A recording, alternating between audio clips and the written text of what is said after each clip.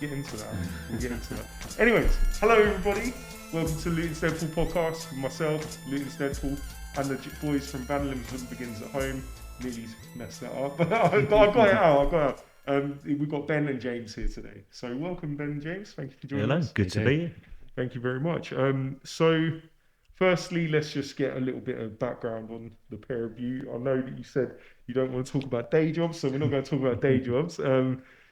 But yeah, I want to find out a bit more about you two, because obviously the big part of the podcast is the whole, behind everything there's real people, right? And I think that the problem with getting people involved in action and doing stuff is they can't often see themselves in the thing because it looks too polished and it looks too professional. And do you know what I'm saying? Sometimes people need to see there's a real person behind there to be able to go, do you know what? I can do that too, right? So let's start with yourself. If you'd like to introduce yourself and tell everybody, take a pick. I don't mind who wants to go first. Me? I'm James. I'm one co-conspirator of Vandalism Begins at Home. How far do you want me to go back? Oh, all the way. All the way. Where? So you born here? I wasn't born here, but I moved here when I was 5, and so I don't know anything different. They smuggled me across the border, and now I'm full Lutonian. So yeah, grown up in Luton all my life, and never moved away. And yeah, it's all better. We found ourselves doing this. We started this 5 years ago? Was it 6 years ago? 6 or 7 years now, isn't it? I think, yeah. 6 years ago, out of just nothing to do and a bit of passion, and here we are, isn't it? So yeah, because we were all sort of involved in bits and bobs, weren't we? Independently. Yeah. And all these sort of like-minded people sort of found one another. Yeah. It's like it was meant to happen, really, the things we were sort of doing, because I was doing a radio show, music radio show, and I interviewed Ben on it. I didn't interview, actually. I was just the button monkey when I pressed the buttons. Yeah, I set it up. And yeah, that was the first time we sort of met, I think, wasn't it? Well, I think I bumped into you in the George, which is where most of us sort of bumped into each other. So it's a bit of background with vandalism. So vandalism existed by name and as a concept about 20 years ago, originally. And they did like a fanzine and put gigs on, very much as we do now. And then one of the guys who was heavily involved in that generation of vandalism, David O'Brien, who unfortunately passed away quite recently.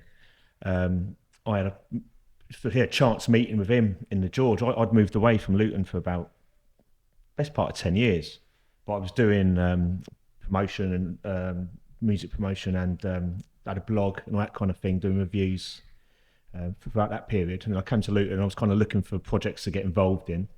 I bumped into Dave, who basically wanted to start something again like the old vandalism. And then after a bit of brainstorming, we sort of decided Vandalism Begins at Home was such a great name, rather than try and do something that was like vandalism. Yeah. It was like, let's bring it back. It was something that people recognised. And as James says then, and we started sort of bumping into reprobates and lost souls left, right and centre. Just sort of gathering people to roping people in and getting them to help us. And yeah, because we also have a guy called John West, who's a bit of it's a shadow of isn't he, in many respects. He's the genius behind the operation. Oh, okay. It's even more mysterious than you. Oh, really? so John does all the the graphics and all the videos you see and all the artwork and things like that for the posters and all the band artwork we do and all the fancy stuff you see on Instagram. That's all John's handiwork. He makes us look good. He's got very good hands with his work, man. He's very good, I have to say. You guys, when I first come across you, I fell in love with it straight away, and I have to say it was mainly because of the social media presence. Because I as much as I've grown up in Luton, and I've always been out and about in Luton, I didn't really experience much of the nightlife in Luton other than just clubbing. Do you know what I mean? Like I was just kind of going Liquid and like all them sort of spots like that. Not many of them left. No, is there any really? Is there any? Gone. I mean, there's bars and stuff, but there's not really clubs anymore. I mean, the main sort of spot that people will go to now is the casino, and that's kind of it. It's like that's when you know your night's over, is when you're heading to the casino. Yeah, I mean that was a lot to do with even me and Dave when we sort of started or brought back vandalism. It was this element of we knew stuff was still sort of going on in Luton, Yeah. But it was like no one was aware of each other. So you had these like pockets, you had people. I think at the time, like there was like some acoustic evenings going up at like Jolly Topers. You had bands at the George. There were bands at the Castle. The Bear Club was just starting to do things, but it was all just sort of disenfranchised. Do you know what I mean? It was like everyone just thought they were kind of on their own, and that was kind of the point really when we started Vandalism, especially what the fanzine was so you had like a central hub. So people could all see, all the different genres, all the different flavours, all the different things, all the arts and things like that. And the same what we tried to achieve really with the socials was trying to just show everybody what was going on. I think to some degree we succeeded. It's been going for long enough. Yeah, I think the events that you guys put on are absolutely brilliant. I've only been fortunate enough to go to 2 so far. But two of the best. It's seriously so good. The last one was incredible. I felt like the roof was going to lift off. It was absolutely unbelievable. Yeah, Missing the Ferry. They just stole the show, didn't they? I hate to say, do you know what? All the bands were amazing. Especially, what was the first one? She had Hessian and then the Hanging Bandits. The girl, bless her, she messed up a little bit. But then to turn it around, come back, and she came back so much stronger as well. Yeah, because they were pretty evidently sort of green behind the ears as a band, and I think that's the thing. It showed like the strength and what the community that you get like in Luton and in the Castle was. Everyone got behind, as you say, got behind them and pushed them on. Yeah, there was no jeering, there was no like. No, absolutely not. It's not what we're about. Well, I remember one of the songs they had as well. It was to do with raising a glass and cheers, and then the whole crowd started doing it, didn't they? Yeah. But yeah, that Missing the Ferry one was pretty special. What was quite good, I suppose, as well with our gigs. It's like because obviously Missing the Ferry, they play a lot, and they do a lot of not all the time, but a lot of functions, and we'll do a lot of fates and things like that. They're always active. So I think with that gig, we basically said, look, you don't have to play all the standards. You know what I mean? The ones you expect to. It's not a wedding reception. Play. If you got, play as many of your own songs as you can. Exactly. Play, and even the ones, the Celtic tradition ones they did and stuff. It was ones that I don't think was as obvious. You don't hear them all the time. Yeah. I mean, they tailored their set. Spotify. Do you know what I mean? The Spotify doesn't necessarily have them. They're not like release songs, but that's music they play at most gigs, which is their own sort of thing. But I absolutely loved it. It was a bang. What was great about that show as well was the age range. Yeah, because you had like Hessian, I think themselves are uni students, so they can only been between 18 to 20, 21. Yeah, and then all the way up, you had people from the Irish Forum that all turned up. Yeah, so you had people like 70 plus. Doing the jig. It was really, and do you know what? Everyone's just there together. That's what I really love about those gigs. And this is why I try my best to promote, like, as much as you guys are doing stuff. I try to push it as well, because I think that it's one of the lost things in Luton is that nightlife that we used to have, of the camaraderie of being together with your friends, and it's just kind of gone away. You have to go elsewhere, and do you know what the sad thing about that is? You don't then get to relive some of your old memories. You know what I mean? When you have to go to St Albans, or you have to go to Harpenden for a night out, or go to go to London. Don't go to London; it's way too expensive. But you know what I'm saying? When you're in Luton and you go to somewhere like the Castle, you go to the George, or you go to just any one of the pubs, or it's like a real Luton pub. You bump into people that you haven't seen for a long time. You get to have a little chinwag about stuff that you probably haven't spoken about in a long time as well. And do you know what? Just that for me is why Luton is the special place it is. It's built on those people. That's the reason why we're living in a time now where I think we've got this great togetherness and all of that sort of stuff, is because it's built on the fabric of all these people who lived in the town during the time when we were a real community and we were all really together. And now we're the adults, and we're the ones that are sort of, do you know what I mean? We're doing things, and we're the ones that say like how we want our town to look and how we want it to feel. So because of that, kind of, we're in this special place. The only thing that worries me is that the next generation that are coming after us are so disconnected from that getting out, being together sort of thing. Like I've seen a couple of, when I've been out, I hate it because I feel so old, but when I go out now and I see 20s, like really young sort of kids going out, it's just not the same. They're all on their phones, nobody's chatting. like, I know it's probably a good thing, but they're not really drinking. That really hurts me that they're not drinking. I mean, I think that's why you've got a lot of investment these days, haven't you, in like non-alcoholic alcohol, you know, that kind of thing. But it's not. Just, But yeah, but it's a weird one because in your mind you're kind of saying, oh, it's a shame the nightlife's dying, which it is. But you're right, you're kind of like, well, actually, people just going out and getting steaming isn't necessarily the message either. But yeah, I mean, I call it's like an Instagram generation, and you get that Instagram gratification, as I sort of call it. Oh, that's good. I like that. Where it's everything, it's what it looks like, and obviously, yeah, not just going out and having. Yeah. Well, I've got a theory on it anyway. That, let's hear it. Well, the introduction of dating sites, which I've never been on, by the way. I've been the same one for 23 years. Hello, Laura. Congratulations. So I've never had to, but I know it from friends, they've been on them. And when those things came out, that was, I think, a massive reason why people went out on a Friday, Saturday, try and meet somebody. Yeah, 100%. But now you don't have to, because you can sit at home scrolling, swiping, whatever. Yeah, don't like that one, don't like that one. But, she's all right, yeah. But back in the day, kids, you used to have to go to a pub, meet somebody and talk to them. Put your best shirt on. Yeah, exactly. Oh, there we go. Now we've lost all the younger generation. But I mean, obviously, COVID's had its part to play in that as well. I mean, it's a whole generation of people, like, you know, who turned 18 or whatever, and never went out to have that first drink or went to that first gig or their first experience in a pub or a gig or whatever it is. You know, you had best part of nearly 3 years of just being stuck indoors, and that's kind of all you've known. And you've got so many creature comforts as well inside. And that's a big part. I mean, with gig promotion, it's hard to get people out because it's so much easier just to stay in. And if you haven't got that buzz, you know, that's when we were younger. It was kind of like we went out because that was. God, we're starting to sound like old farts now. There was nothing else to do. But it's so hard to talk without sounding like an old bastard. You know what I'm saying? I suppose the thing is, though, you know, with the gigs, it should be about the music. It doesn't matter if you drink or not. You just come out and check out music. If you like live music, it's about, you know, it supports a massive community. If you come out and watch, like, people don't realise that we're going to charge more than £5 to come in and watch gigs, and you'll see at least 3 bands.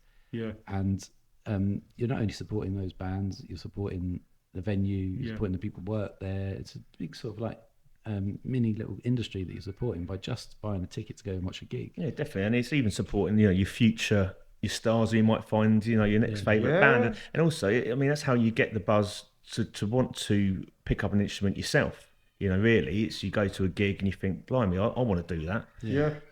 So if people aren't coming out, or certainly the younger generation aren't coming to as many gigs, you're going to lose an enormous amount of talent pool going forwards as well. Yeah. That's a real big shout, actually. I mean, it's part of the thing that I think people probably wouldn't think much about is the actual inspiration for the next generation. I like what you said as well about how, you know, these might be the next big thing.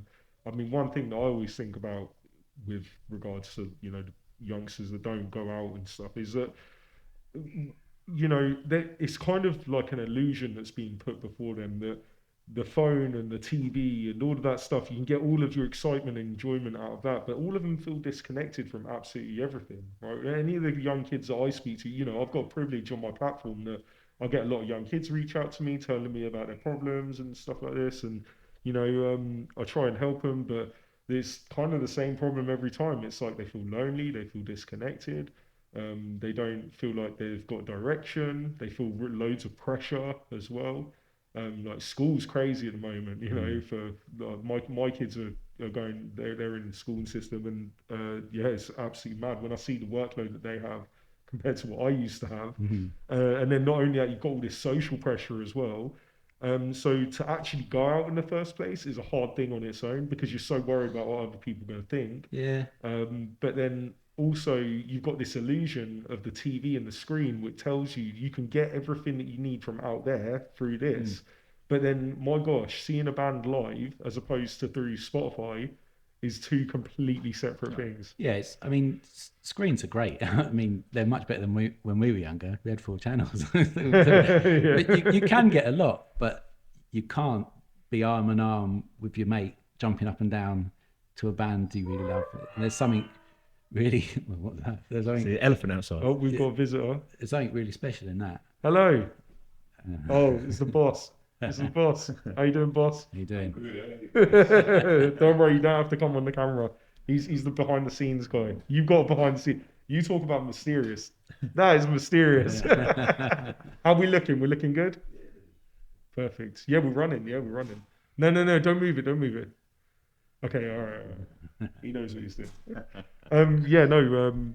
I've lost my train now. What did I say? What was you? Who was talking? Well, I was saying that Sorry. nothing can replace that feeling of community and camaraderie when you've got your arm around your best mate, or your fella or your woman, and you're jumping up and down to the song you love the most, or a song that you've just discovered, and you're just having a great time. I mean, that last one that you were at, it just went off. It went crazy, and tried to capture some of it on the screen, but. I was trying as well. I was trying to record bits and pieces, but I was having so much fun. This is my problem when I go, I get people say to me, I always see you at events, but you're not always posting them on social media. And do you know what? It's because I honestly just want to enjoy it a lot of the time. Sometimes, and I'd advise this actually, you just got to live in the moment. And it doesn't matter if you get it on video, because you're showing it to people in the hope that they'll see that and go, I'd want to come down. But you're also showing it to people that weren't there. And sometimes you just got to go, well, the people that were there was great. And then you can tell people about it afterwards and try and be as enthusiastic as possible. Yeah. And hopefully that does the same job.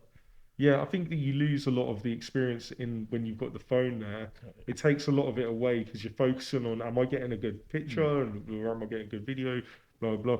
But then not only that, here's the most stupid thing about just doing that in general is how many times do you actually look at the videos from years past? Absolutely, yeah. Do you know what I mean? We take all these videos wherever we go, but look, how many times 9 times out of 10 the audio is awful or whatever. It's just like, do you know what I mean? It's sort of, or the lights from the stage of just it's just you don't really know what's going on anyway. But, it seems it's me usually filming them at our gigs. I'm usually 5 pints deep as well, so I'm shaking all over the place. Oh, don't. When I went to the first one that I came to, you guys, I went too hard, way too hard. I remember. Yeah, that was bad. I had the mask. I didn't take the mask off, but I was doing shots and oh my gosh, I remember. I was pretty wild. I turned up to the pub and you're behind the bar, and I'm like, oh yeah, what's going on here? He's standing there, he's like, am I supposed to be pouring pints? I don't work yet. I mean, I wouldn't mind doing a shift there. I used to be a barman. That was quite a fun job. Do you know? I actually used to work in a bar where this is going to make me sound like a right weirdo, but it was quite an upmarket bar in the middle of Birmingham, right? And on Saturday nights, they would have a DJ come in and play music, and they used to get me to stand on the bar and dance up and down the bar, which was quite fun. It was quite fun to do. It was a bit weird. Kind of like comes to this Saturday, because I like to dance, man. That's what I noticed. Dance, you got some moves on you. Oh, thank you. What I like is when he forgets he's got the blooming swords. I'm just taking people's eyes out. What's that ducking like that? Oh, trust me. Yeah. Do you know what? I actually. I've come to a point where I don't want the swords anymore because they cause so many problems. They break all the time. Like if I walk into a place and I've got the swords and the guns and there's kids there, it is an absolute nightmare. They tear me to pieces. They tear me to absolute pieces. Like where was I? I can't remember. I was at some event recently. What was it?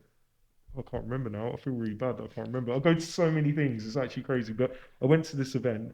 Tons of kids, absolutely tons of kids. I was on the grass there for about 5 seconds and both my swords were gone, my guns were gone, my belt was ripped, like just everything had come off. I used to have these black things that go through here, they're gone because kids just ripped them to pieces. And it's because they're just so overwhelmed by it all that they just kind of forget, or maybe they haven't been taught how to treat people. But yeah, so that can be quite annoying. So I kind of want to be done with them, but I guess the suit doesn't look right without all the additional... Didn't you stop an actual crime because you had that stuff on you? I mean, you might have said it on here before, but you're telling me, I'm sure you... I stopped a guy getting stabbed in the middle of town on one of my fundraisers where, I don't like to, I talk about things a little bit. I don't like to always go on and repeat and stuff, but I'll tell very briefly what happened, but... I was just normal sort of fundraising thing. Go there at 10 a.m. outside Primark, and I've got the bucket. I'm shaking the bucket and stuff. And the day's sort of wearing on, and then I just see a commotion coming up from up the way on Park Street. It is Park Street, isn't it? Yeah, just coming up from there. And I see some kid come running down, and he looked like totally panicked, like terrified sort of look on his face. And as he's running towards us, I see that he's being chased by someone, and he trips like right next to me, right, and falls like just behind me basically.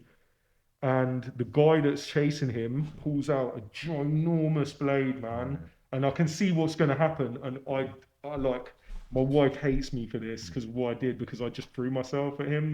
Not in like a great heroic kind of way. I literally threw my whole body on top of him, and I landed on him like a plank of wood, and I just stopped him dead. The knife went, and I pinned him down.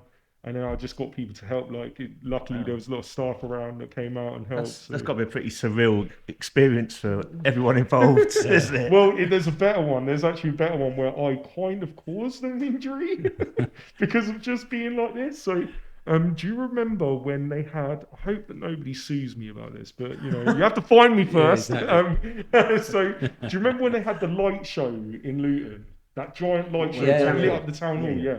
And do you remember they had them giant black trunking bits, where it had all the wires going in? Yeah. And they were just massive and unnecessary, right?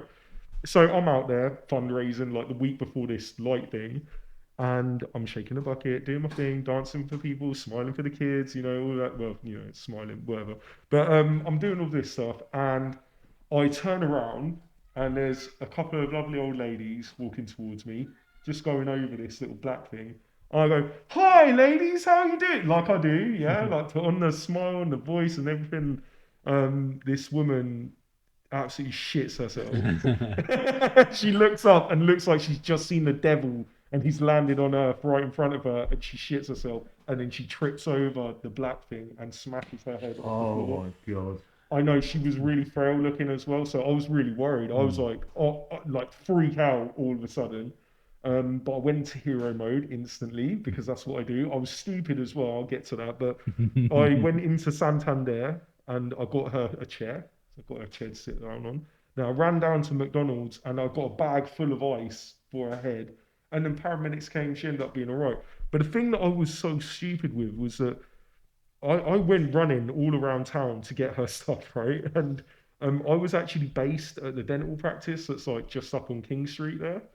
And that has like everybody there is fully medically trained, and I've just not even thought for 1 second to go there, get them to come and help, instead of just run around town like an idiot, going into shops like, "I need help," and people like, "Oh my God, it's Deadpool!" Like an absolute fool. But that's part of the thing. I am just a giant idiot. So yeah, back to you guys though. Anyway. So how did you two meet? So as I say, sort of touched on before. So I'd started. So the George one. Yes, so the George. So yes, we'd done the first issue of Vandalism Begins at Home fanzine. So that was basically me and David Bryan, and then we had lots of contributors from around the area, so people could send in poetry, art, send in their records for us to review and things like that. And then what we kind of quickly realised was we're going to need more people. Really, it was coming in quick. It was coming in quick, which was great. It was great, and we wanted so we were sort of preparing to do more. Preparing the second one, we knew we wanted it to be bigger, better. And I saw James and George, and basically handed him the fanzine and was like, have this. To which he'd actually said, I've already got one of these. And then basically sort of said, you wouldn't mind getting involved, wouldn't it? That was basically the gist of it. Yeah, basically. I mean, I just had a baby as well, so I was like, I can't really do too much because I've got to do dad stuff. But if you ever want like records reviewed or something, because he's actually a journalist. I could do it.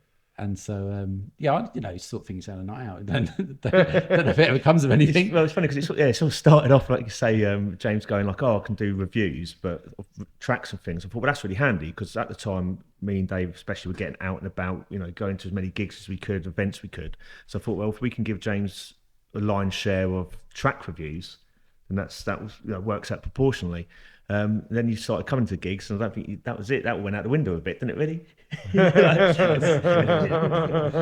Reviews? What reviews? He was like, "Yeah, I'll come to the gigs." I love it. No, because obviously you've got natural love for this as well, which I think you can really see in the events that you put on. I mean, you know, to be able to put something together like this, it doesn't just come together. My gosh, like I tried to organise some really small events, like where maybe 10 people could come to, and it is an absolute ball ache, you know. But doing what you guys do and getting the crowd there as well it's really impressive. You've got it down to a T now, haven't you? I mean, You got it down to a fine art. Well, it's still never. It's never a fine art. It doesn't stop getting stressful, but it's stressful I'm for so all sorry. the. I'm so sorry. I'm not choking to death. Keep talking amongst yourselves. Oh man.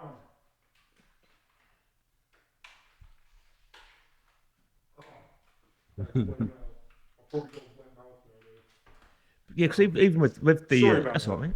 With the gigs and things, that started off where we started teaming up with Luton Lives. You know, one of the other promotion teams at Castle. They've been there for over 10 years. Yeah.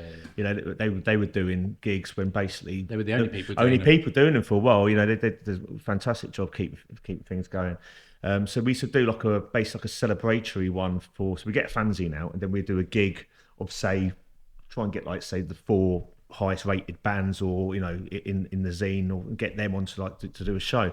So we used to do them. That was Harvey's, wasn't it? It started off at upstairs at Horseshoes. Oh, that's a great place. Yeah, so we used to do up there, and then bit by bit started picking up more gigs, and then eventually sort of become our own sort of promotion entity within the castle. And now we've done about 1 million in 5 weeks. We've just done a run. What we've done 7 in 5 weeks, and that was including a gig. Crazy. Yeah, including a gig we did in Manchester and in London as well. Because obviously we look after a few bands on our record label, and so we took them out on the road. Yeah, that's always good fun. That sounds like fun. Yeah, it's nice. And we are noticing that more and more. Where it's been one of them where, you know, Vandalism was very centric to Luton when we started it, and it always still will be. That's always going to be the heart of it, and that's, you know, where our HQ is, if you will. It's where we all live. And then we sort of started getting adopted by surrounding areas. So I always kind of thought that maybe other areas would do a fanzine or do the sort of podcasts that we do, things like that. But instead, they just sort of went, "Oh, we'll have you." Yeah.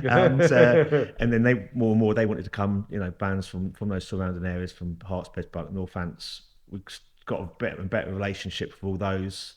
And now we're finding slightly sort of even further afield. We've got connections to say like with Manchester, A1 records up there, people like that. You know, certain reviewers, certain magazines, certain radio shows that are sort of tapped into what we do. And what you're finding is there's people sort of like us further afield as well, which is a beautiful thing. So we're meeting people, you know, from people from miles away. That we could share.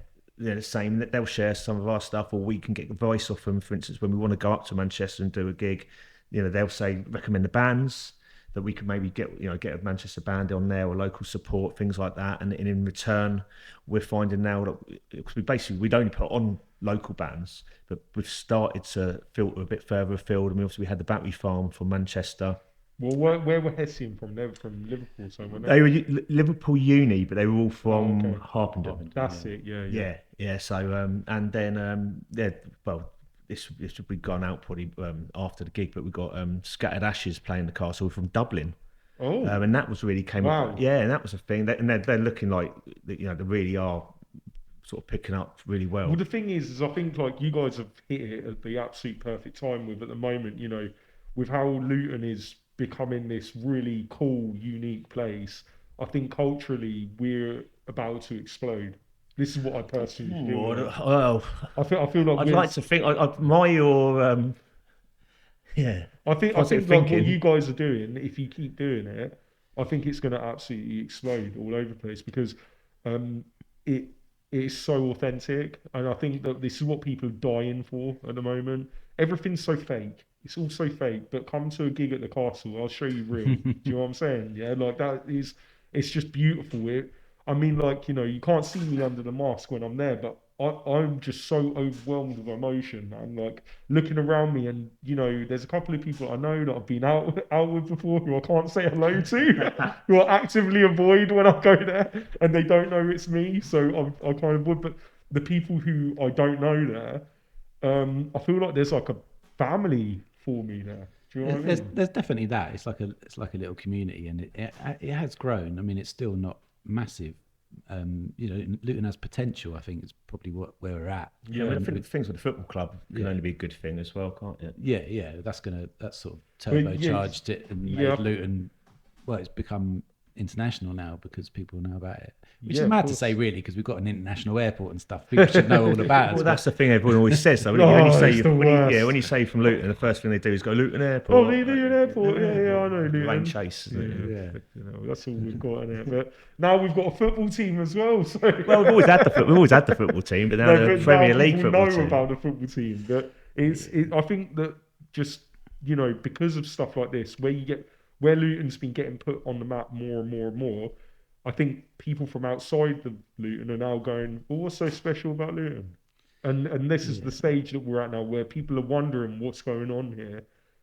There's still a lot of hate from outside of it, but overall, I see it moving in a real positive direction. Yeah, I mean, we can probably only speak from the music and art side of stuff, but certainly when we've invited bands that have never been here before, the amount of times that they've said to us, wow, this is really great, or Luton's not like what I thought it was. No. And you're like, well, yeah, it isn't like it's told to the world out there. That's not what Luton is. Yeah, definitely. I mean, and you play to, as you said earlier, you play to a responsive crowd. I think because, we get such a bad rap in the media, and we know what people say about us. So when bands come here, even if they're not from that further field, even if it's just from down the road in Milton Keynes or things like that, but when they come and they give it their all, the crowd and Lutonians will get behind you. Do you know what I mean? Because they love the fact that you at least have crossed that boundary. You've ignored all the rubbish that's sort of spoken about us. Yeah. And we do. It's a real good crowd to play to. And it's like with Castle and so many other places like the Bear Club, things like that. These are really well run places. Yeah. And like you say, really good culturally relevant places to go to. And it's just getting over that stigma, isn't it? That there's nothing going on here when quite clearly there is. I mean, we can talk about like the problems here in Luton all day long. I don't really feel like it solves anything because ultimately our problems. This is where I come to being totally confused, and I have no opinion on why this is. But for some reason, our problems are magnified. Don't know why. I mean, you go to Northampton. I use Northampton disproportionately as a reference, but Northampton and Aylesbury, take a drive down there and see their homeless problem, and come back to Luton and tell me that it's worse. Seriously, like if you think that we've got problems, go to these places. Then people have way worse problems than what. I mean, our problem is a stigma that's quite historical, really. That I don't think they've got the same stigma. Everyone's got the same problems. I don't think they've got the same stigma, and it's decades upon decades. I mean, we've grown up with it. We grew up in a town. We were told it was terrible and we should move out. And it's only like through doing this and meeting people and spreading your wings and to a certain extent spreading the love and the music and stuff, you find that that's not what it's like, really. But you'll get mud thrown at you from outside the town, proverbially, and it sticks and that sort of hangs around. And what I think probably is the main thing as to why Luton gets such a bad rap is, unfortunately, it's probably racism. Because we've got a multicultural town and people can't quite understand how that is a thing that works. And it's a thing that works, and it's a beautiful thing. Yeah. And I've travelled a lot around the country with following the football club and writing about them and stuff. And you go to these different towns around the country where it's not multicultural as we are. And I grow up in the town. You don't even notice it. You don't even consider it. You just you mix with everybody, and everybody largely gets on with each other. Yeah. You go to places up north, say for example, where the population is mostly white, and you just realise that bloody hell, that their attitudes are 20, 30 years behind ours down here. Man. Yeah, exactly. It's crazy to think the difference that we have. I mean, over when we was in Wembley in May, I put out a post on Facebook, I think it was. I can't remember. I put out a post on one of the platforms, I think it was Facebook, and it was just like saying how proud I was to be there. I got to take my daughter there. It was really last minute being able to get a ticket. It was just so great to be there. So I took a picture, put it up, and then my phone died, and I wasn't able to see anything after that. And when I got back, oh my God, I get abused a lot on social media. Like, luckily, mostly love from people, and thank you to everybody that shows me love. I love you all, but there is a small proportion of people who are just horrible. It's really funny though. I find it really funny, right? Like, I really like dark humor, right? Like, and if you want to take the piss out of me, like, please do it. Like, I find it funny. Like, I enjoy it. I actively, like, I send screenshots to my friends because I find it so funny. Yeah. I won't share it anywhere else because, you know, I don't want anybody to bully this person because they might just have had a bad day. Do you know what I mean? They've just said something stupid. But the ones that I really don't get is the racist ones that I get. It's not about my race; it's about our town, right? Yeah. Just like what you're saying. Like, we get called curry munchers, and we get and because there's a big Asian population in our town, you know, it's always jokes about the Asian community in our town. And do you know what? That really rubs me up the wrong way because the Asian community in our town are the biggest charitable groups that you will find in our town. They do big time. the majority of charities that you see in Luton are heavily influenced by the Asian community. I mean, within just Islam alone, you know, giving is vital to their religion. Like, you cannot be a Muslim if you don't give. Do you know what I'm saying? And then just the way that their community reached out over the pandemic was insane. Like, so, you know, if you're going to be racist about us, at least use positive racism. Say that we've got the best Asians in the country.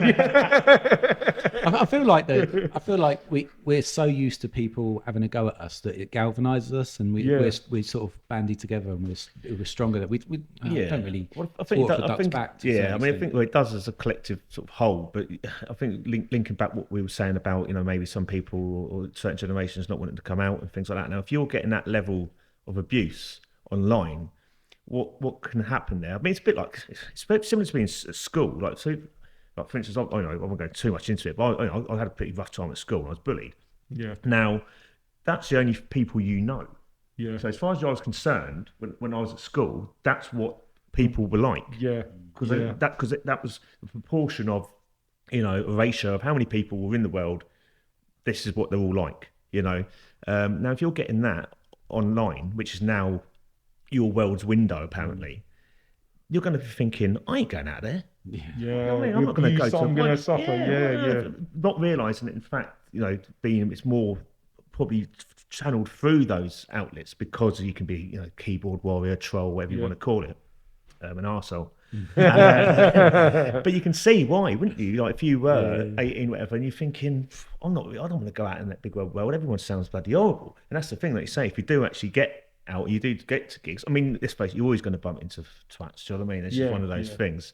The ratio of it is so slim, though, as to like the twats to the really good people. Oh, it's so small. Of course, but you also find in places like, especially art hubs and things like that, you will get more like-minded people and people that are there for the same purpose. You know what I mean? So if you go into the castle and someone is acting untoward or was racist or was sexist or whatever, they'll get smoked out pretty quickly. Well, look what happened at the Bear Club. Yeah, see, that's exactly it. See what happened at the Bear Club. That guy came up and he said all this transphobic sort of stuff. Yeah.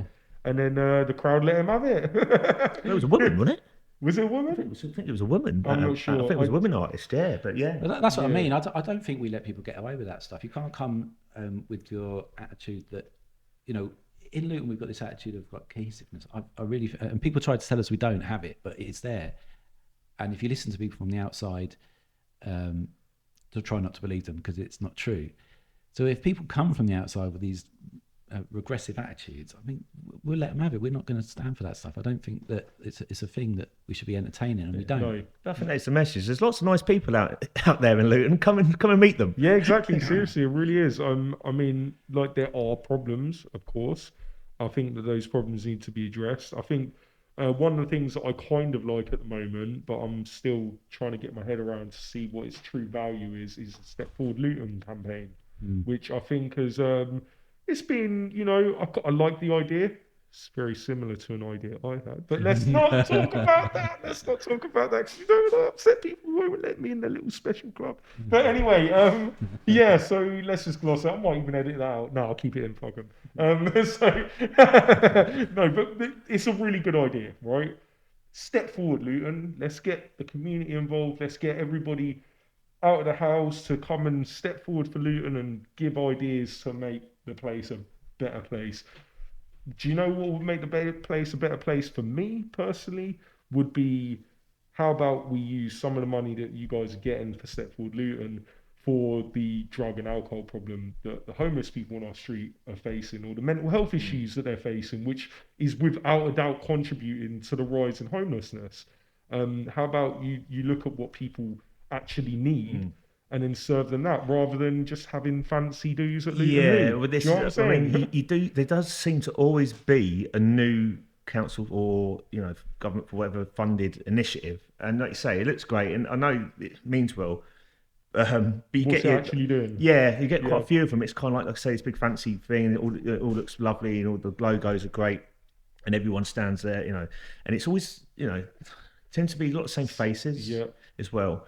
And as you say, it's kind of like, I mean, like, look, sometimes I get the what they're trying to do and what have you, and it is good to have. But it's like, how many of these do we need to keep just rooting up? It's like, I mean, and there's so many like you say, not even just with drug related and homeless related, but other arts. There's people like us as well. I'm not saying we should be giving the money, but give us the money. give some money to these guys now. There is plenty of people like us who we've never had any funding whatsoever. Totally DIY, grassroots. Yeah, but I love you by for us. that. I love you. But it's not just us. I don't want to say that we're the only people doing that. There are other people in different areas doing that, and there's plenty to be celebrated. Marshall's, what they've done there. One of the greatest projects that's ever happened in Luton, without a doubt. Pure community led. The only thing they wanted from the council was permission. That was it. That was literally it, and they were going to do it anyway. The thing is, when you do it so it's community led, it breaks down boundaries. So you're not having to always tick every blooming box in order to get things over the line.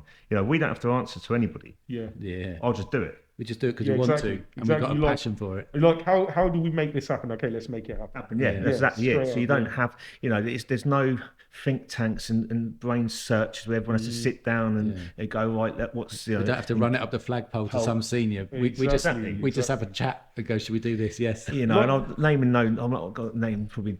No, let's not shit on people. But I mean, I've done it enough just now. It's fine. That's the only time. You do get sometimes in certain organisations and things, and it's always like, we're working on this, we're working on that, we've got this in process, it's in progress, or I've got this idea, and then we never see hardly the fruitions of it. You actually see it come to life. Do you know what? I've got one which this has really upset me, right? And I'm not going to name who it is, and I won't name who they apply to. I will talk very loosely and hopefully not get anyone into trouble. But there is a charity in Luton that supports people with a very, very specific mental health issue, right? Very, very specific. Now, this charity's been running for like 30 odd years. They don't get any help, rarely. They get help from the big kind of organisations, national sort of organisations. But our council just doesn't support them for one reason or another. But yet, there's an event that I'm going to this weekend, which again, I won't name who it is, but I'm going to a particular event, and it's a very important thing for Luton. It's Luton's first of its own sort of event, and I think that it's needed, so rightly so, they should get funding. But this mental health charity got nothing, and I've got people who work within the place who told me about this, and they didn't get any funding whatsoever. They applied for the same grant, and they got rejected, and it was because it was deemed to be not important. Which, do you know what? You see how mental health services, drug and alcohol services, they just recently reduced the drug and alcohol service by, I can't remember, I think it's like 10% or something. They've taken away from that service. So now it's a crisis at the moment. That is an actual crisis. People with addiction problems is so high, and that is a knock-on from the mental health crisis. So for me, taking that money away from them areas doesn't serve the people. It doesn't, I like to listen to Joe Rogan's podcast every now and then, right? And one of the things I really like about what he says, I'm not behind everything what he says. Sometimes he says some really stupid shit, but he also says some really cool stuff as well. Like every society should be judged by its lowest member. Yeah, well, I mean that's the left wing politics that we come from as well, really. Yeah. But I mean to put it in the context of what we do, it's just we're not the bosses of anything we do. We're just like the people that head it up. It's the people's thing. If people want to get involved, then they can. If you find a passion for something or it helps you out, then there's always a place for you. And that's kind of where that's the base of it. It's kind of we call it a collective of what we got. That's exactly what it is. Yeah. I mean, I like the way that you guys run it, and I think that if there's more grants and funds that you can apply for to get more cool stuff to happen, because ultimately it don't work without money, right? You can do it all for free as much as you can, but there comes a point when you're going to need to have a little bit of help. So I hope that at some point that kind of barrier can be removed for you guys, so then you can expand and grow. Or buy fur coats and feather boas. I'm a vegetarian. Oh no, I know you made it when I see you walking down George Street in a big fur coat and a pin cane and a huggy bear. Having some like two guys like rolling out a red carpet everywhere you go. But on the topic, obviously save money, because the real common misconception is that there is money to be made with what we do. And I don't think it's not. It's not. They don't mean it even in a kind of disparaging way. It's more that I think it's more of a compliment. I think because they see how much we're doing. It looks pretty, pretty professional. Because John does such a wonderful job of the appearance of it all, and it's they think, well, this has surely got to be your day job, sort of what you do. We just spend every spare minute of every spare day. And, with our gigs, everyone gets.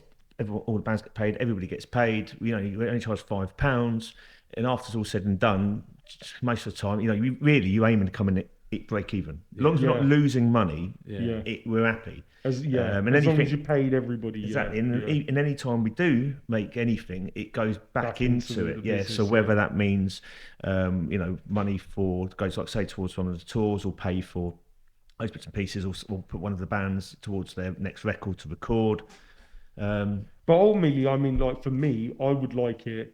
You two are very good at what you do. I would like it that you two were doing this full time, and that you were getting paid for doing this full time. Like this is the thing that is where it, for me, like this is a real service. Like we should have so many people looking to back you guys, because all it does is create good. And I think anything that's like that, there's no negative. Like I'm trying to think, like what is the negative of what you guys do? I mean, maybe the alcohol part in the bar, but that actually makes it more fun. So you can't. Yeah, but we don't push it on anybody. We like a tipple. I've only ever seen one person being sick at the castle. That was the last time.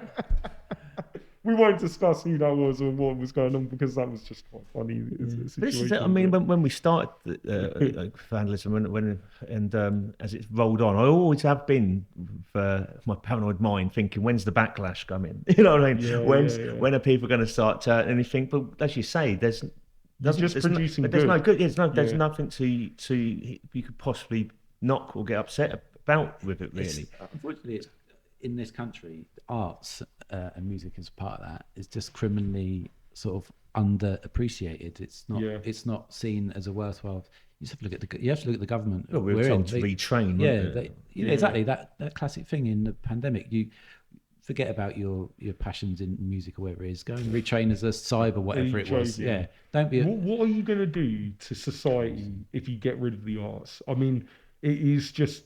Like one of the things that I love about Luton Sixth Form, right, is they refuse to get rid of the arts department and the media department and all that stuff. It is making them no money at all. Do you know what I mean? It is actually a problem for them. But they've decided to put a stick in the ground and say, we will be the place to come to in Luton if you want to be an artist of any sort. And I have to give massive respect to Altaf and Nisa and everybody that works at Sixth Form, because seriously, they're doing such a great job to ensure that there is a future for young aspiring artists. So very important. The thing with that during the pandemic, like you say, when the Tories come out and were like, basically the arts is worthless, retrain, blah, blah, blah. What they failed to realise was what most people were filling their time with while we were all shut away was the arts. Because you were listening to music, you were watching films, you were reading books. And you tell me, if you take away artistry and creativity, what on earth would we been doing? Yeah, exactly, exactly. I mean, you're trying to tell me it's worthless. Yeah, there's places like NGYT that they're poorly. Another place that's really poorly underfunded, and again, they are just trying to create young artists all over our town, and they're providing people with something that. Do you know what? It's kind of gentrified with art. Like you don't really get like lower working class people in it. This is what I was talking about with Missing the Ferry, right? It's like you've got this thing of that if you want to be an artist, you need to have time to do it, and to have time to do it, you need to have money. Yeah. So if you come from money, you've got more of a chance of becoming an artist. But you've got places like NGYT who provide great training opportunities for young kids who come from really deprived backgrounds. And again, another place that's kind of forgotten about in our town. But luckily, they're very loud, so we all get to hear them. Yeah, because you're like I say, with the art and the same with music, like you've seen it over the years, how many the biggest bands now come from celebrity families and things like that quite a lot, quite often, or you say come from money because you've got that time where you can go, don't worry about having to work 9 to 5 and be knackered and still trying to, or how do you afford to get out and about, because as I say, it all costs money. The instruments are not cheap. Travel is not cheap. No. So they're always going to have that element. But all the best bands, I think a lot of the best art. I mean, art is art. If it's good, it's good. But I think throughout history, it's always shown, it's a bit like with boxers. If they're from, the Bronx or from Mexico, they're usually a bit tastier, aren't they? Yeah, it's true. Pain creates gain. Without doubt, man. Yeah, unfortunately, the music industry is pretty exploitative anyway. And so, not saying we're part of the music industry, but our point is that we don't want to exploit anyone, which is why we keep the ticket prices low, we pay all the bands, make sure everyone's happy and has a good night. So I mean, like I say, I just think that it should be more thought of by the people who have the means to be able to fund these things, rather than funding fancy events that just are dishing out awards to the same people over and over again. And I mean, these are we are a working class town after all, and the things that people enjoy are sport and music and stuff like that. And so you can put on all the interpreted dance you like, but who's watching that? You know what I mean? What people want to do is, there is a community that wants that though. Do you know what I mean? So we should have it, but I mean, let's be fair with what gets funded. I mean, I've got a similar problem in the club that I coach at. I coach at Luton Ladies, and very poorly underfunded club. Yeah, because I mean, it's this year actually more than ever. Like yourself and a couple of other people from different organisations, I think it's the most we've been picked up on. It seems to be, which I suppose is inevitable. Hopefully, you'd like to think that. I think we've been kind of gone under the radar for quite a few years. This year, we do seem to be sort of getting noticed slightly more by organisations and stuff like that. But no, but I know we've been. So I know for a fact that we've been nominated for a couple of awards. It's just, anyone can nominate. No. But anyone can nominate you from we're not going to get shortlisted. You know what I mean? My point is, I hadn't had a look at the categories. Yeah. And you're like, I'm not really sure if there was any that really we suited. It wasn't any direct. I mean, there was an arts per se kind of one, but there was nothing still doesn't really. Fit you guys, and what that was put in, it didn't really seem to represent. Do you know what we need? I think you guys are the perfect people to do it. We need a music awards. Well, Vandalism Begins. How is there not just an out and out music award? Or I would love to see you guys make one. Don't put ideas in its head. Come on, busy enough as it is. I'm just saying. If you could do it like you could do like a battle of the bands, or you could just do a straight up. We do it end of the year. Let's review all your content. Yeah, all these different people, and you get different categories for, each thing. I think that would be a great way to. Yeah, because I mean, because we do on the podcast and that we'll do our top fives of the year and stuff like that. So in truth, there's no reason why you couldn't make a bit of a do of it, couldn't you? Really, but yeah. But it's like, as I say, every time not that everyone does it for recognition. When you do want recognition, you'd be silly to say you don't want it because you're not getting any recognition and you're just not getting noticed. But when I see these award ceremonies and all the things like that, and Love Luton Awards, all these bits and pieces, it always seems to me, not just us, but even like say people like Castlefest UK, their club, we always seem to be the ones missing. Yeah, you always do. Well, do you know what? I think that I've been very privileged. I was at the Love Luton Awards this year. I won an award at Community Interest last year, and I won an award in 2021 with Love Luton, I think. So I've done fairly well out of this stuff.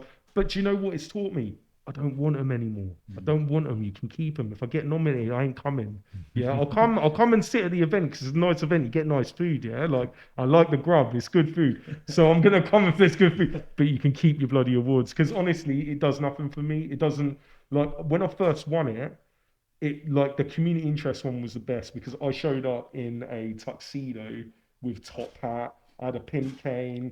Tailcoat, had the suit, but it was like I looked proper dapper. Do you know what I mean? I even had like a Deadpool topper on the pin cane, and it was amazing. It was amazing. I done a little tap dancing on stage for a bit, and then I ended the night in winning my award with my old school as well, which was quite cool. But I mean, I got home, looked at the thing, I was like, this is good, but they called me the best fundraiser of the year. Right, I wasn't. I definitely wasn't. I know how much I raised. I definitely wasn't the best fundraiser of the year. I'll tell you now, the best fundraiser of the year was Chorley Girls' School. That's who was the best fundraiser of the year. They probably raised way more than me, and they done it in a shorter time, and they done it with far more people. So I'm sorry, but I shouldn't have won that award, right? And my old school, they done okay, but Chorley smashed them. Do you know what I mean? They didn't even get nominated to shortlist. And this is the thing. Is that it's not really relevant because it's not nominating all the right people. Do you know what I mean? You could nominate you, but then say you don't know about me and you're doing less than me. How is that? Do you know what I mean? It's not really a worthwhile award. Yeah, I mean, it's sorry, James. I mean, it's almost a bit of a lazy way of doing it anyway, where it's kind of like, I'll put your nominations in, because it's like, shouldn't have the ear to the ground enough to know. I mean, I get it. Okay, it probably helps out, but you shouldn't have to be nominated by a member. Do you know what I mean? They should know what's going on, shouldn't they? Really? I mean, I just want to say as well, I'm not ungrateful for my awards, and I do genuinely love all the people. There's some people that put on the events, all the people that are all behind the scenes and making all that stuff work. I absolutely love it, but I see it time and time again when these things come out. I get people messaging me and they're just like, I am sick to death of seeing this over and over again. And it's only going to be a matter of time before people start becoming more vocal on it, because ultimately I don't think the people of Luton want to see all of these dignitaries of Luton and outside of Luton, because most of them don't actually live here, going to Luton or going to Venue Central, right? Very posh, fancy places where God knows how much money has been spent, and holding these zoos. Do you know what? I think they want to see less rubbish on the street, see their bins being taken regularly. Yeah, that would be nice if somebody could make that happen. Yeah, I mean, awards don't really enter my mind. It would genuinely more. It would mean more to me if on a night out somebody came up and went, that was good, and that was it. Then you'd have to be overly effusive or enthusiastic. Would just go, I quite like that. That'd be more to me. This is it. I mean, our main influences aren't youth clubs or community centres, or as in, you know what I mean, we haven't come from that kind of thing. We're more, we're more influenced by things like Factory Records, 4AD Records, Creation Records. These independent sort of music companies really that come from nothing and started in similar ways, like Fierce Panda Records started as a fanzine, started then just putting gigs on, self-financed, a vinyl record, and nearly, most of them nearly bankrupt themselves on the way up and all the rest of it, but started absolute almost revolutionary scenes, especially, and that's kind of what I think our sort of would be our hope. Yeah, would be just like, if we could. I mean, I think when we sort of moved more into promotion and the record label, I think I often have these bright sparks all of a sudden. When we get good at something, or think we're not especially good, but comfortable with something like this is operating, this is like, right, we've got this now, we've got this down. So now I'll go, right, what we do is just completely throw a monkey wrench in the whole thing. We're now going to do this. I've got a plan. You know what I mean? All of a sudden, everyone's back to like, oh my God, this snowed under and all the rest of it. And that was kind of a bit like with the record label. I was just like, do you know what? And I think my exact words at the time was like, I want to start something like Factory Records, but in Luton. Something where it was for bands that were just in this area, just bands that were being sort of criminally ignored or underrated, and show that because at the time, like Manchester, which was Factory Records, was deemed just a rundown industrial city. It was just cast out, and they set up something that rivaled and if not eclipsed London for in the end, in terms you wouldn't have said that was even remotely possible. No. That people could take over something as big as the London scene, just as would have started off with a small group of people. Do you know what I mean? That was it. They just got themselves a venue, started putting on gigs. It's the grind, isn't it? A couple really? of bands, that's what it is. But perseverance. I mean, we look back at it though. Their goal is not to do that. Their goal is just to do something great in their town that they can really get behind, and that's really all you've got to focus on. And other people make those judgments. Well, this is it. You look after what you're doing, and hopefully it will grow. And that's kind of where we're at. There's never been any ambitions for global domination or anything like that. We're obviously nowhere near. But let's ask the question though. If you had like a magic wand and you could do anything, you could change anything in the world. Probably get a haircut. You're the guy that wastes all 3 wishes on a genie, innit? Sorry, go on. I want long hair. No, I don't like that. I want short hair. No, make me bald. Damn it, I've used all 3 wishes. No, but what would you choose? Well, if I had a magic wand, there'd be a hell of a lot of happy artists and musicians because they'd be getting what they need and getting what they want. That's it. Really. You're sweet. No, I like that. Honestly, what I would have. Okay, I don't know if would this get me into trouble? No, I think this is fine. I think it's fine. I would have, so I don't have pockets on the suit. No, I'm not wishing for pockets. I want to have 2 Oompa Loompas. Now they can be regular size Oompa Loompas. They don't have to be tiny Oompa Loompas. But I want to have 2 Oompa Loompas that follow me everywhere and hold my stuff. They just painted orange with green hair, with the silly suits. I'll pay them really good money. Do you know what I mean? Like that's all I want out of everything. I mean, like for a while, I kind of wanted a statue of myself to be made, and then I was like, nah, that's quite vain, man. I don't want a statue of myself. So now I want Oompa Loompas. Could you not advertise for Oompa Loompas? I mean, if people might actually be up for it. A profile. I mean, I don't think I'm big enough yet. This is the thing. I've had this conversation with the missus and with a couple of friends. I'm not big enough for Oompa Loompas yet, and they're like, "No, you're not ready. You're not ready for it." You never know until you put the word out, mate. Absolutely. You never know what people are into. Like yourselves being in fur coats, I'll know you would have made it. You'll know that I will have made it if you see me walking down the road with 2 guys holding my stuff. So that took a turn. I hope there's not any like Oompa Loompa protection groups out there that want to come after me now. Oh man, I just try not to offend people, but you know what? You cannot help yourself but offend people. So you may as well just say whatever is on your mind. I don't think you're going to offend Oompa Loompas. Yeah, I'm pretty sure they're pretty fictional. He's going to tell him. We live in a weird world at the moment. You can be anything. I mean, I'm Deadpool, man. Do you know what I mean? You can be whatever the hell you want. I mean, if they are actually Oompa Loompas and they're offended, then you've got a job for them, haven't you? So there you go. For them. Yeah, then they're sorted. The only thing is I can't pay you right now. That's the only thing. Like I have no money to pay you. I'll pay you with what do Oompa Loompas like? Chocolate, I imagine. Like chocolate. Okay, I'll pay you in chocolate. Do they? I mean, obviously they work in a chocolate factory, but no, they actually eat it. They fish in. Oh yeah, are they allowed to eat? I bet you wouldn't let them eat. Don't get high on your own supply and all that. They have to fish wrong and kids out there that falling in, don't they? Yeah, exactly. They're just behind the scenes with a pint of bitter and a couple of wood lines. What do you want is there? You've been at the chocolate fountain again. Oh man. Can't work today. You've been at that chocolate again, haven't you? Oh man. Right. So back to actually why you're here. So what have you got coming up? Right, yeah. So plenty of bits and pieces still in the irons in the fire. So we're going to see out the year now. So it'll be a gig October the 14th. I could talk about that one. So we've got Ramona Marks, Pest, and Blue Cabs. So that's going to be quite a fiery, political, punky affair. Not for the faint-hearted. This sounds exciting. That's going to be a whirlwind of a gig.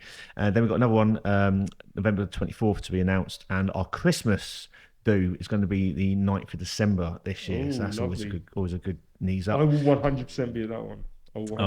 You better be. I'll be bought you an implement. But yeah, so we're going to basically see out the year with sort of 3 big events for a month each there. We've just released Sean Grant and the Wolfgang's brilliant Sublime EP, which is called Gabalion Part 2, which obviously, as you can tell, there's a Part 1 to investigate as well. Check it out on all your favourite platforms. Yeah. And a couple of other bands. So Peachstone have now gone into recording.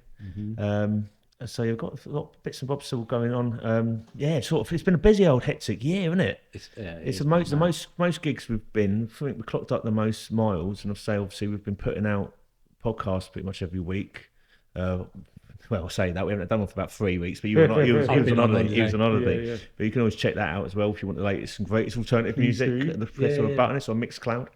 Just check out our socials. We've got the links to everything we do. We tell you about it relentlessly, and that's how you found it. Yeah, and we've just basically buddied up with another band as well, which I won't reveal just yet. But there's a lot of exciting things going to happen there. You'll like them. They are very right on with their political agenda. I love it. Yeah, because obviously this is what I'm. Yeah. The thing that got me interested in you guys was the whole. Like you're fighting the establishment. Like I love it. I think I first come across you because of the council's plans to turn housing. Yeah, HMO. Which we won.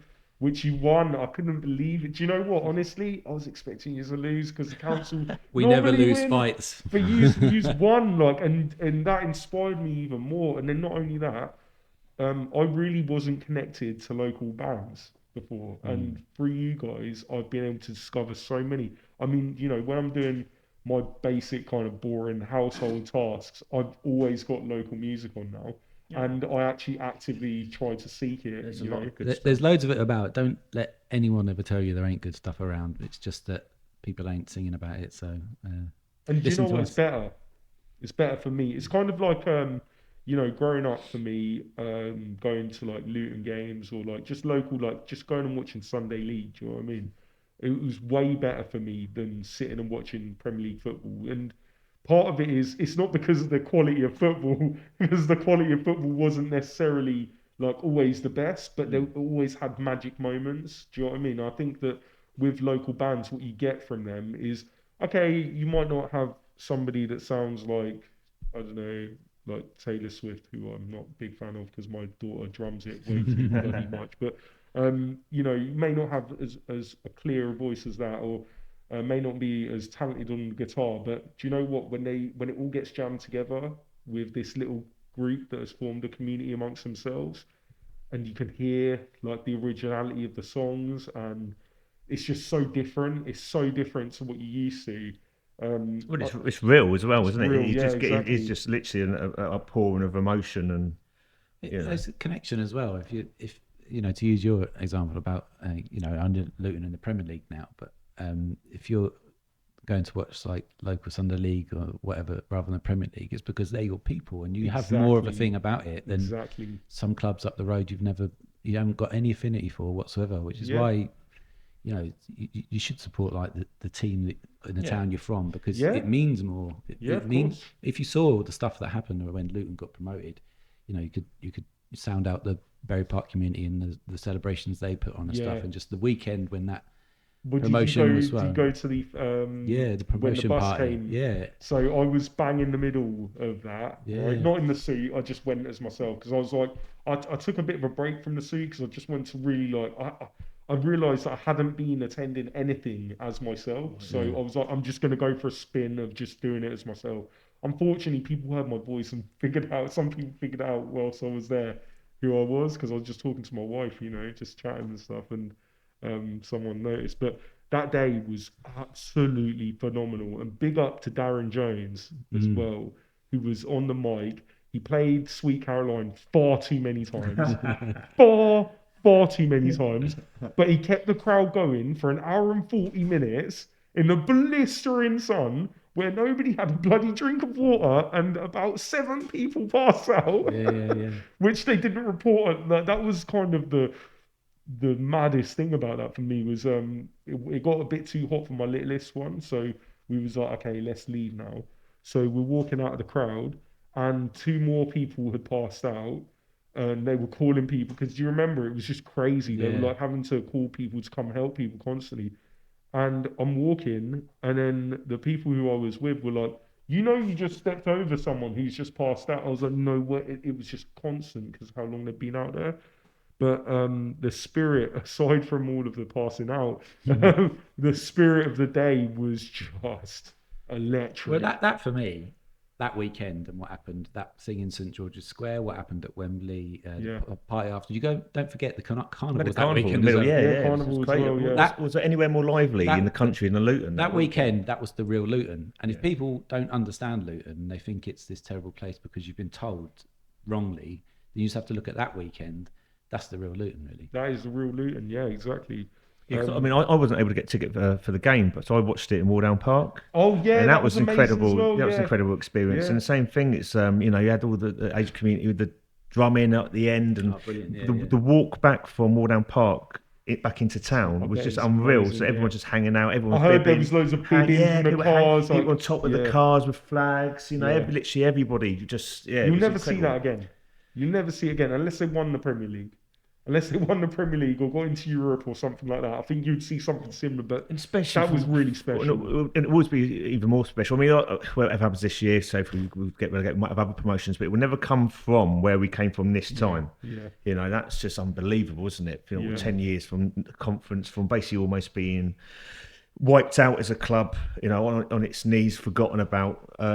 And that's it's amazing because the football clubs, the journey of that, and it's so representative and almost reflective of the town itself. Exactly. And it is a thing where, like you were saying about maybe the buzz in the town at the moment, things like that. And you do have a tendency when the team's doing well, the town seems to do well as well. Because it does. I suppose it breeds happiness, breeds confidence, and vice versa. And it's it's a beautiful thing.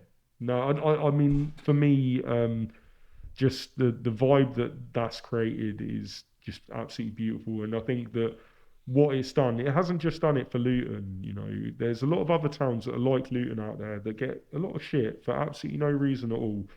Just because they've got an accent that sounds bad to other places, or because they're very poor like what we are, or... whatever the reason is, name your reason why people don't like them, but they've got the same sort of problems. But that made all of them turn around and go, oh my gosh, we could do that too. You know what I mean? Yeah, I mean, it's not just exclusive to Luton, but it's everywhere. But to use our town, it's just a sense that if you sit around and say that the place is bad and you do nothing to contribute to it to getting better, then it will stay that way. Yeah. And if you try and make things change, however big they are, it could be small, it could be big, whatever.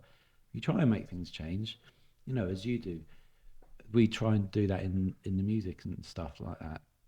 Then it will have this knock-on effect that sort of spreads organically to other people, and eventually you'll have, a town that thinks of itself in a good way, as is proud of itself. Yeah, definitely. What was nice as well was like the amount of bands that we've formed a relationship with, or have come to play Luton from the surrounding areas, things like that. They've almost adopted Luton as a second team, a lot of them, or the amount of messages I got congratulating us on promotion from so many people that have come through the castle, played in Luton and things like that, because after being here and having met the people, they're kind of like, they're happy for us. I've got the exact same. You're right. That's the difference. So we say that you got this attitude towards us in the media or certain areas of the country, but anyone who actually comes here and actually meets us and plays here or whatever you have here, actually end up almost adopting Luton as a kind of second team or whatever. But they think they're going to come here and get aggro, and what they actually get is us throwing our arms open, giving them a hug. So be one of us, join us. You just staring at them from the front. Me eyeballing them from the front.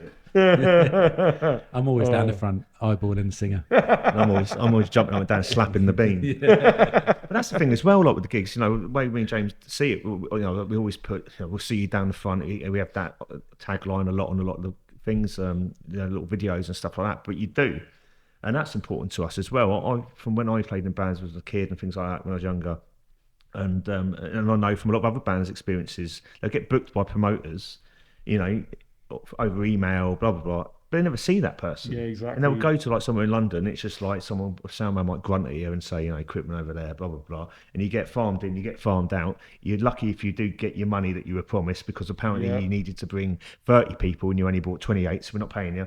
All that kind of nonsense. So we don't even do that. We don't ever act on a basis that you have to bring X amount of people. We'll just talk about that to begin with. What do you need? Okay, we can either do it or we can't do that, or could you take that and we'll see. Do you know what I mean? Yeah. I'm never going to turn around and say, it's a discussion. You've got to go and bring 40 odd people. That's my job. Yeah. That's what we're doing. It'd be great if they do. You know what I mean? Obviously, it benefits them if they takes the pressure off of you as well. But but I never would do it that way. And they're saying it's important to us that people see us. When you get to the gig, I'm the first person who will come over and shake your hand. And it's not like when there's no runners or something that you don't know. It's like who you're dealing with is us. Yeah. And I think that goes a long way. And we talk to, these bands, we've obviously got a pool, our own little stable of bands that we work very closely with. But we often will recommend or give contact details to other bands, like, this is a good venue to go to, or we've wrote press releases for people, things like that, or they've even sent us over, say, demo versions of their tracks. And they've got that relationship with us, where they'll go, which one do you think, or what do you think could be changed, or just advice. We're always open to that, and that's the difference. And that's a lot of things that people don't actually see. And if anyone ever does wonder, like, what is it about these people? Yeah, because I just thought they're drunk and tramps down the pub, but there's a lot of stuff you don't get to see. That's what it is. It's the connections that you're making outside of it, and you're building bonds with people that. This is what's going to be important, and I really do hope that there's a band that you guys are promoting that just absolutely hits the big time, and they don't forget where they came from. Do you know what I mean? Because that is the dream, and with that, you'd like to think it would bring everything else up with it. Exactly, because then here's like for me, like the only reason why I want this to grow for me is because my job. I feel like my job is like to be the spotlight, to shine it on other people, to go. So like whatever platform I end up getting, I don't, if I cared for it to be myself, I'd just take the bloody mask off at this point. Do you know what I mean? Yeah. I want to shine it on other people who are around me, who inspire me. Like I say, you guys inspired me because of showing how important local music is, but not just how important local music is, but standing up to injustice, which is a massive part of what you guys do through the music. And I think that it's something that everybody can take something away from. And I think it's vital to having a thriving community and culture that we all want to ascribe to. From me, and I think definitely from people Luton, we got to thank you big time, man. Thank you very much. You've done a great job in what you've done. Making me blush. I look forward to everything that you do in the future as well, boys. Seriously, and anything that I can do to help you, to promote you, like literally whatever you need, man, just let me know. Hopefully I can be better with my diary than what I've been. I have let these guys down massively last week, but thankfully they're gentlemen and they're super kind. So, you give me a second chance because I'm an idiot. Third one now, isn't it? Yeah, this is what my manager is for. I have a manager. She deals with everything. She's not being paid either, but she deals with absolutely everything for me. And I forgot to get her to do this because she was busy. So I done it. I'm an idiot. I swapped the two bookings around and lost we're here one. Now.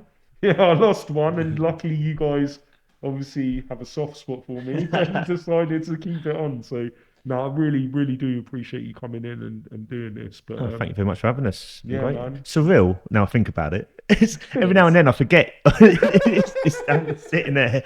It's like when we're in the pub together and it's sort of dressed like that, and I'm just chatting away, and it's like people to look up and I said, people like, you've just been hanging out with Deadpool for the last hour. Like it's just normal.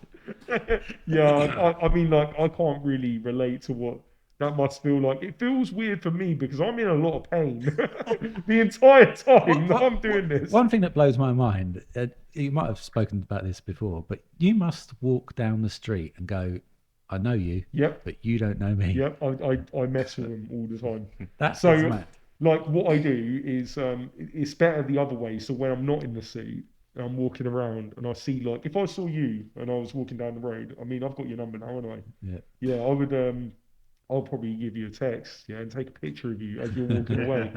But I'll run off somewhere else to watch you get the text and then look around, because like I love that. That's like one of the best feelings. And then I'll disappear again, because that's, for me, I think, like, I've got to find my own enjoyment in this. Otherwise, I'll go pretty crazy and this might get boring, right? So, I do like to mess with people a little bit. Like, there's one person in town who I don't have their number or anything. They don't have my number, so I can't really mess with them in that kind of way. I just told them that when I see them, every time I see them, because they work in one of the kiosks, right? Every time that I see you and I'm not in my costume, I'm going to tap you on the shoulder and then I'm going to disappear. And I'll do it every single time. And it's getting funnier because the quickness of the turnaround is getting quicker and quicker. They're going to catch me sooner or later, so I'm going to have to start employing. Like, I'll just get a random person. Do it. Yeah. So yeah, that's the future of Deadpool anyway. So there we go. We'll be looking out for these taps on the shoulder then. Watch out, people! I'm coming to tap you. No, that sounds weird. Oh, that sounds creepy. Let's delete that. Let's forget about that. No, but seriously, thank you, lads. And I look forward to the next ones. Let's promote the hell out of it, and let's big up the culture and the people of Luton. Yeah. Well, thank you very much. Thanks for having us. Thank you It's been a very pleasure. much. All right, love you, Luton. Bye.